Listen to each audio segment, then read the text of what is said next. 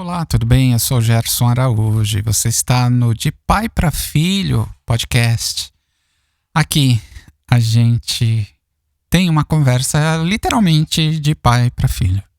Na realidade, é um tempinho que eu tenho para dividir coisas e pensamentos com os meus próprios filhos.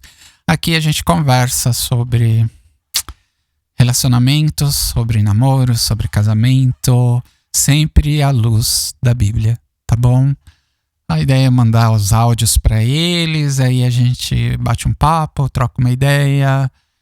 E se esse projeto for bênção para sua vida, você é muito bem-vindo aqui, tá bom? Mas entenda o contexto dessa nossa conversa, tá? A gente está buscando nos últimos episódios, buscando entender pela Bíblia, onde apareceu a primeira citação do homem na Bíblia. E a gente viu que foi lá em Gênesis, que é o primeiro livro que tem na Bíblia, tá? E logo na primeira página da Bíblia a gente encontra referências de Deus criando o homem, de Deus criando a mulher, né? Beleza. Aí no capítulo 2 a gente já conversou bastante sobre isso nos episódios anteriores. A gente chegou no capítulo 2. No capítulo 2 é meio que uma repetição que Deus está falando que criou o homem. Só que o homem e a mulher, né? Só que ele entra em alguns detalhes mais específicos sobre a criação do homem e da mulher. Apesar dele já ter falado sobre a criação do homem antes, no capítulo 1, no capítulo 2 ele resolveu deixar registrado alguns detalhes. Um dos nossos últimos episódios tratou exatamente disso. E hoje é mais ou menos um encerramento aqui do capítulo 2. E a gente vai olhar só um versículo, tá bom? É o último versículo desse capítulo 2. O que será que está escrito lá, hein? Vamos ver, está escrito assim. É o versículo 25 do capítulo 2. Está escrito assim, ó.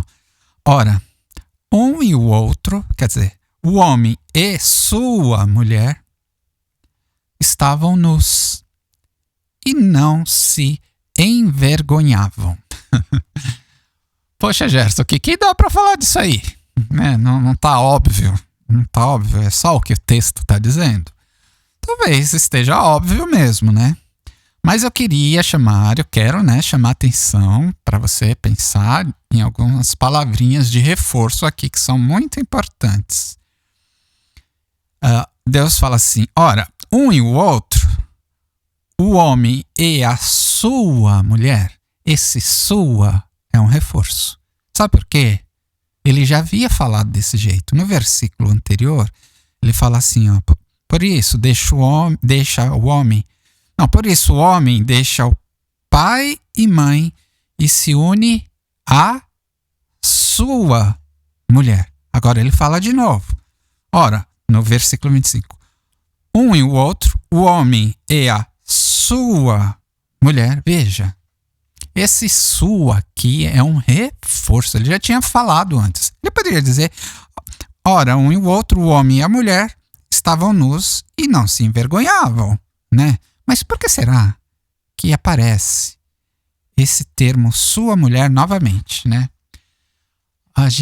Então, vale a pena a gente lembrar versículos para trás, quando Deus está pensando em fazer o homem, ele fala, e farei para ele quem? O homem, alguém que ele seja farei uma auxiliadora que seja semelhante a ele, né?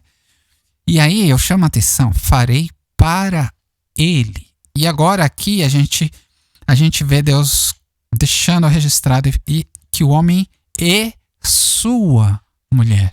Esse caráter de que um é para o outro é muito importante. Veja, a gente poderia pensar que vive o homem, vive a mulher, os dois separados, cada um do seu jeito. Mas aqui, se a gente olhar todo o planejamento de Deus na criação do homem e da mulher, como é que Deus se coloca, as frases que ele usa, você vê que não é assim uma coisa tão independente assim, ainda que o homem possa viver sozinho, a mulher possa viver sozinha, ambos têm habilidades e condições tais para, né? Não é obrigatório o casamento, mas a gente vê como Deus desenhou para que um fosse do outro, né? Deus fala que a mulher é dele, né? Lá dele dentro do contexto de Deus, não dentro do nosso contexto aqui, que fica parecendo que um toma posse do outro e o outro não existe mais, não é nada disso. Tá bom? A gente tem que entender que está dentro do contexto de Deus. Deus fez um para o outro.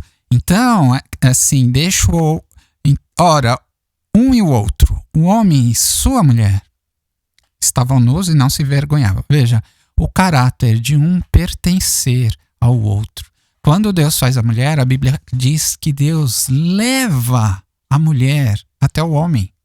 Deus não solta a mulher em qualquer lugar e fala, vai andando aí, o homem que você se encontrar, vê se você gosta dele.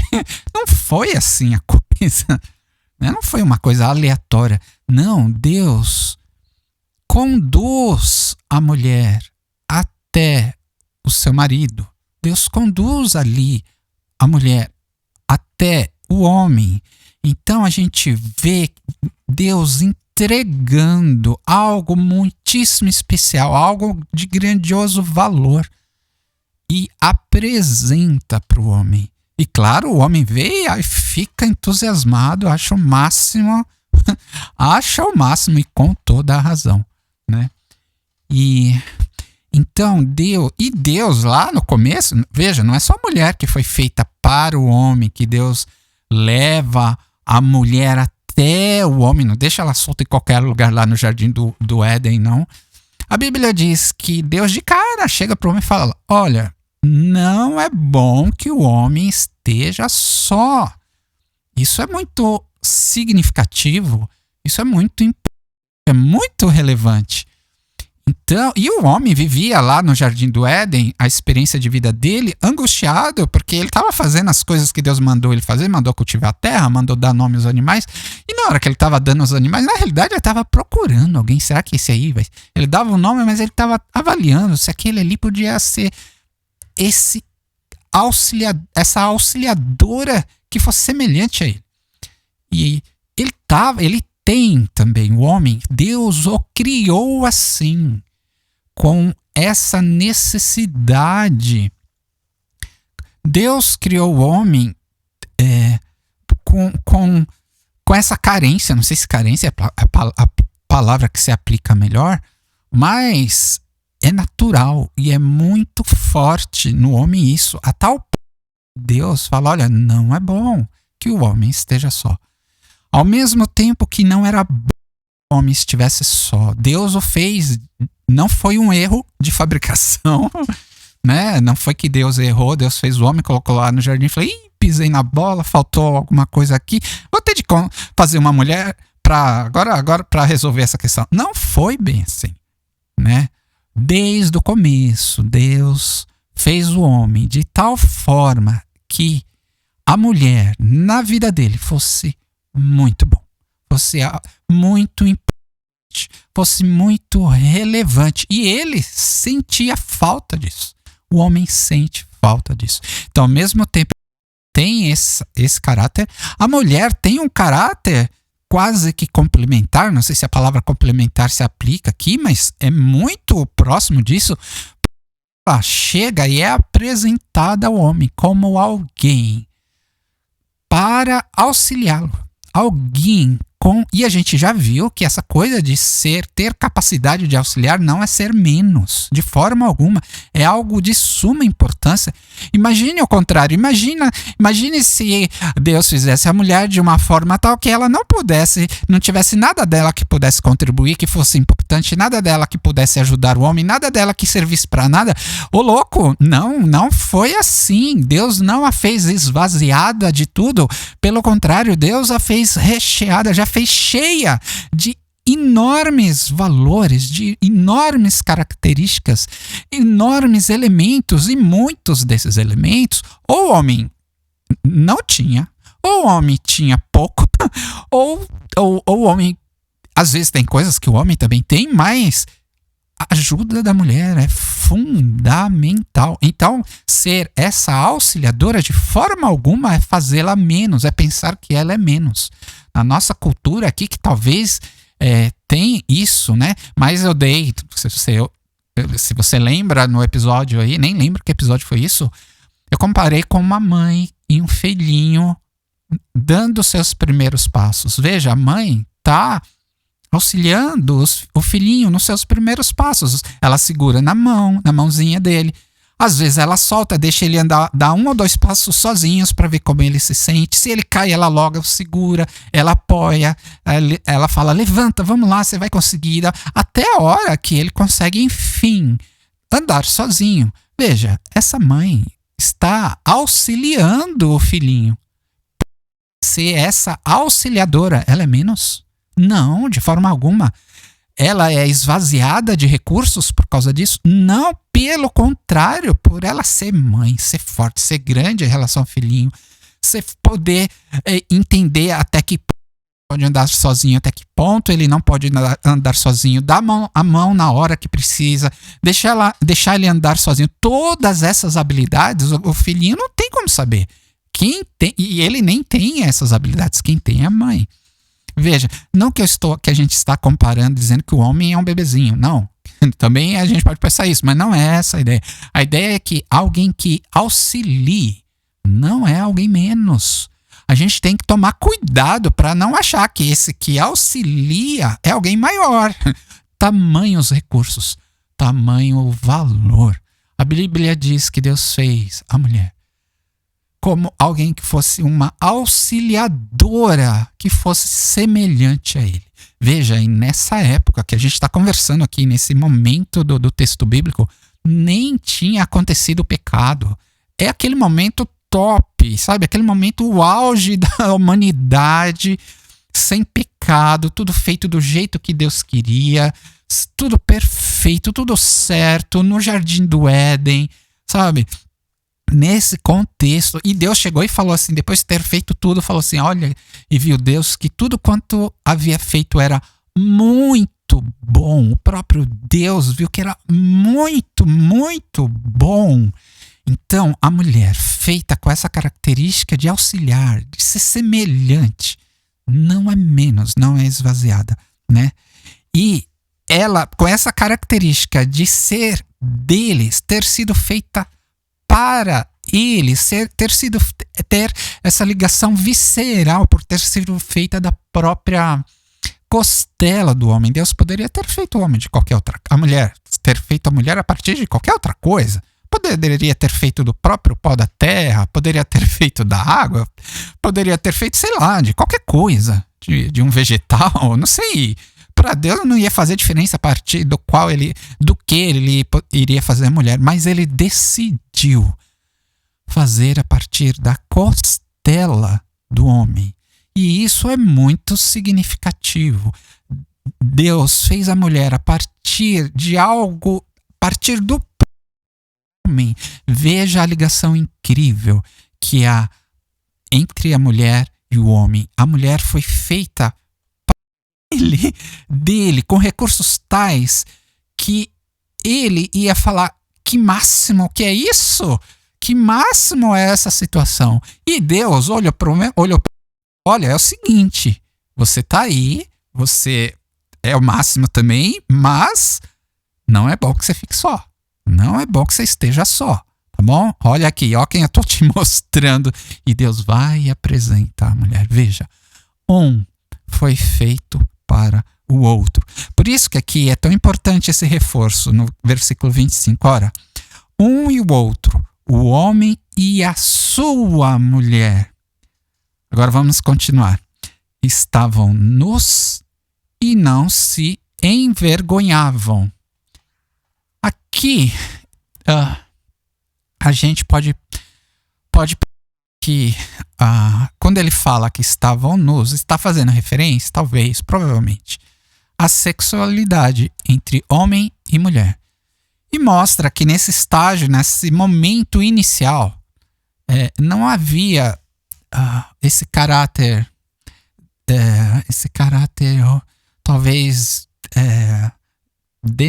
que denigra uma imagem do outro, esse caráter de vergonha que a gente tem outras, esse caráter de pudor, eu não sei nem dizer que situação é. Mas era algo muito natural e mostra como no contexto do Senhor, no contexto de Deus, do plano original, o homem foi para a mulher e a mulher para o homem e tá tudo bem, é assim mesmo. Né? A gente não precisa ter medo um do outro nesse âmbito. Medo, não sei se é essa palavra, ter algum receio, achar estranho. Que outra palavra eu vou falar? Vou achar aqui. Mas isso é algo que veio de Deus. A sexualidade é algo que veio do Senhor, né? E estava tudo bem, não tinha problema nenhum, né? Isso é bênção do Senhor. Não há vergonha nisso. Não há vergonha nisso. Agora, a gente sabe que isso acaba mudando um pouco, né? Depois que entra o pecado no mundo. A Bíblia diz que quando o homem peca, a gente vai chegar lá, né? Mas só dando um pequeno spoiler, pequeno. A Bíblia fala que quando o homem peca, aí Deus vai lá bater um papo com eles, o homem e a mulher se escondem. E quando Deus chama eles, ele fala: Senhor, a gente tá sem roupa aqui. Aí Deus fala: como assim? Quem falou pra vocês que estão sem roupa? O que aconteceu? Né? Veja, foi depois do pecado, né? E aí depois a Bíblia diz que até o foi lá que fez roupa para eles. Mas no contexto do casamento, isso é normal, isso é de Deus, isso é bem-vindo e é bênção. E é para ser bênção diante de Deus. Tá certo? Pode ser que você tenha algumas dúvidas sobre isso ou tenha alguns receios, mas a gente, como cristão, lendo a Bíblia, vendo esse texto puro e simples, do começo, lá de quando Deus fez o homem e a mulher, no contexto do casamento, desse casal que havia aqui,